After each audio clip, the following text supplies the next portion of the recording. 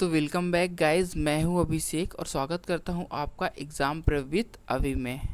तो cloud computing के बहुत सारे टॉपिक एक्चुअली अपन ने पहले ही कंप्लीट कर लिए हैं, है ना। यूनिट 3 पे अपन पहुंच चुके हैं। यूनिट 3 के भी कुछ टॉपिक्स कंप्लीट हो गए हैं। अपने आरजीपीपी एग्ज़ाम पे अपन काफ़ी फोकस करके पढ़ रहे हैं, ठीक है। अब अपन इस टॉपिक में अपन एच बेस देखने वाले हैं और डायनामो देखने वाले हैं, ठीक है। एच बेस और डायनामो दोनों ही इम्पॉर्टेंट टॉपिक हैं किसके, यूनिट 3 के, ठीक है। तो इसके कंटेंट में अपन सबसे पहले अपन एच बेस समझेंगे, ठीक है। फिर उसके बाद अपन डायनामो समझेंगे, ठीक है। डायनामो में बहुत ज़्यादा कंटेंट है नहीं, सच बताऊँ तो ये बहुत ज़्यादा बार क्वेश्चन आया भी नहीं है, पर फिर भी मैंने इसे बता दिया है नॉर्मली, है ना, कि डायनामो क्या है एच बेस के साथ साथ, ठीक है। तो सबसे पहले एच बेस समझ लेते हैं, ध्यान से देखना, ठीक है, मिस मत कर देना। एच बेस क्या है एक बार ध्यान दो, ठीक है। H base is a data model that is similar to Google big data table, है ना, समझ रहे हो। गूगल की बिग टेबल का कॉन्सेप्ट जानते हो आप। बिग टेबल मेरा लास्ट वीडियो था, देख लेना, ठीक है। H base is a data model that is similar to Google big table, है ना, design to provide quick random access to huge amount of structured data, है ना। क्विक एक्सेस के लिए, है ना, ह्यूज अमाउंट ऑफ डेटा पे क्या एच बेस बनाया गया है, ठीक है। अब ये होता कैसे है, एच बेस आर्किटेक्चर देख लेते हैं गाइस, ठीक है। एच बेस आर्किटेक्चर ये है इसका डायग्राम, ठीक है। तो डायग्राम समझने के लिए कुछ चीज़ों का ध्यान दे दो, फिर एक एक करके बताता हूँ। ये है मास्टर सर्वर मान लो, ठीक है, एच मास्टर। ये है रिजॉइन सर्वर, ये है रिजॉइन, है ना, और ये है जू कीपर। तो एक बार शॉर्ट फॉर्म में सबका काम बता देता हूँ। आप क्लाइंट तो जानते ही हो, जो कि डेटा को रिक्वेस्ट करेगा, डेटा भेजेगा, है ना, वो क्लाइंट होता है। तो अपन को क्या है, एक बार मैं आपको बता देता हूँ हर चीज़, ठीक है। बार बार से वापस से नहीं आके बताऊँगा, ठीक है, इतना ही बताऊँगा, ध्यान देना, ठीक है। एक ही बार में समझ में आ जाना चाहिए, इतना तो टास्क है आपका। पहला क्या है, जो एच मास्टर है ना, तो ये अपना मास्टर सर्वर से यहाँ पे रेफर किया गया है, ठीक है। तो जो ये है, ये करता क्या है, ये मैनेज करता है ऑपरेशंस को, ठीक है। किसकी हेल्प से, जू कीपर की हेल्प से, ठीक है। समझ रहे हो, यहाँ पे क्या लिखा हुआ है, assign regions to the region servers. Region जो होते हैं, है ना, जैसे ये रिजॉइन है छोटे छोटे, मान लो रिजॉइन क्या है, ये अपन आगे देखेंगे, कुछ भी हो ये ध्यान दो। रिजॉइन क्या है, रिजॉइन सर्वर को क्या करता है, असाइन करता है। ये है अपना रिजॉइन सर्वर, ये पूरा बड़ा वाला डिब्बा, है ना, छोटे छोटे डिब्बे रिजॉइन। तो रिजॉइन सर्वर को रिजॉइन दे दिया, कौन दिया, मास्टर सर्वर, ठीक है।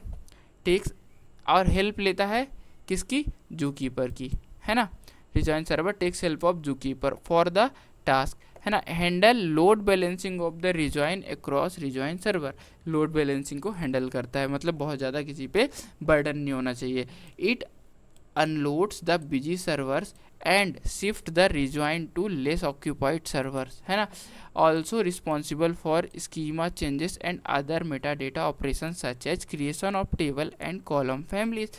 मतलब कि सीधे समझ में आ रहा है कि ये जो अपना है ना मास्टर सर्वर, तो ये क्या करता है कि रिजॉइंस को इधर उधर शिफ्ट भी करता है, ताकि मतलब एक पे ज़्यादा लोड ना बढ़े। अब मैं आपको बता देता हूँ, रिजॉइन कुछ नहीं है, बस टेबल है, डेटा टेबल, जिसके एक टेबल जिसके अंदर डेटा भरा हुआ है।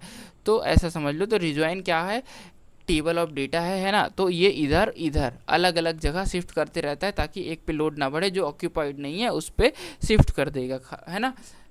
तो इस प्रकार रिजॉइन अपना काम करता है, ठीक है। रिजॉइन के बाद मास्टर सर्वर क्या करता है, इसको मैनेज करता है, शिफ्ट करता है जू कीपर की हेल्प से, है ना। इसके अंदर क्रिएशन ऑफ टेबल, है ना जी, और कॉलम फैमिलीज का क्रिएशन भी मैं वो करता है, क्या कहते हैं, मैटर करता है, अब बनता है। अब ये अनलोड भी करता है ना। अब अगला क्या है, रिजॉइंस। रिजॉइंस अपन समझ चुके हैं, regions are nothing but tables that are split up and spread across the region server. जो है ये टेबल्स हैं, समझ रहे हो, ये टेबल्स हैं जो कि स्प्लिट होके रिजॉइन सर्वर के में अक्रॉस फैली रहती हैं अलग अलग, है ना। अब अगला क्या है, रिजॉइन सर्वर। रिजॉइन सर्वर क्या है, रिजॉइन सर्वर हैव रिजॉइन, है ना, that communicate with the client, handle data related operation. समझ रहे हो? अब रिजॉइन सर्वर क्या करता है, कम्युनिकेट करता है क्लाइंट से, हैंडल करता है डेटा रिलेटेड ऑपरेशन, है ना। Handle read write request for all the rejoin under it, her rejoin के लिए, रिजॉइन क्या है, टेबल मान लो, अब उसके लिए रीड राइट ऑपरेशंस, है ना, ये सब चीज़ें हैंडल करता है कौन, रिजॉइन सर्वर अपना। Decide the server of decide the size of rejoin by following the rejoin size threshold. Threshold क्या है ये बताने की ज़रूरत नहीं, आप सबने डीप रीइंफोर्समेंट लर्निंग सब्जेक्ट में देखा होगा कि जो थ्रीशोल्ड होता है डिसीजन लेने में हेल्प करता है ना। डिसाइड द साइज ऑफ क्या, region by following the region size threshold. अगला क्या है अपना, जू कीपर, है ना। तो regions are nothing but tables that are split up and spread across the region server. इतना समझना जरूरी था, ठीक है। रिजॉइन के बारे में वापस याद कर लो। अब जू कीपर देखते हैं। Zookeeper is an open source project, है ना, that provide service like maintaining configuration, information, naming, है ना, providing distributed synchronization, clients communicate with region servers via जू कीपर। समझ रहे हो ये कैसे काम करता है? ये एक प्रकार का ओपन सोर्स प्रोजेक्ट है ना, जो कि हेल्प करता है क्या करने में, मेंटेनिंग करता है, कॉन्फ़िगरेशन वगैरह करने में हेल्प करता है, नाम वगैरह करने में, चेंज करने में, प्रोवाइडिंग डिस्ट्रीब्यूटेड सिंक्रोनाइजेशन, है ना, client communicate with rejoin server विया जू कीपर। समझ गए? अब अगला क्या है अपना, डायनमो। ये थोड़े एक दो पेज क्या हो गए गाइस, रिपीटेड हो गए थे तो मैंने स्क्रॉल कर दिया। डायनमो क्या है, डायनमो अमेजोन ने बनाया, समझ रहे हो, Dynamo Amazon Dynamo is highly available, scalable, distributed key value, है ना, स्टोर डेवलप्ड बाई किसका, Amazon, to address some of their internal service requirement. मतलब अमेजोन ने डेवलप किया खुद की सर्विस रिक्वायरमेंट को, कुछ सर्विस रिक्वायरमेंट को क्या करने के लिए, एड्रेस करने के लिए, ठीक है। अब ये डिस्ट्रीब्यूटेड की वैल्यू स्टोर है ना। अब इसके अंदर इसके की फीचर देख लेते हैं। की फीचर क्या है, डेटा मॉडल सबसे पहला, सिंपल की वैल्यू पेयर। इस डेटा मॉडल के अंदर क्या होता है, की वैल्यू जो क्या है, की और वैल्यू के फॉर्म में स्टोर होती हैं, और कोई बात है ही नहीं। स्केलेबिलिटी देख लेते हैं, horizontally scalable to handle large amount of data, है ना।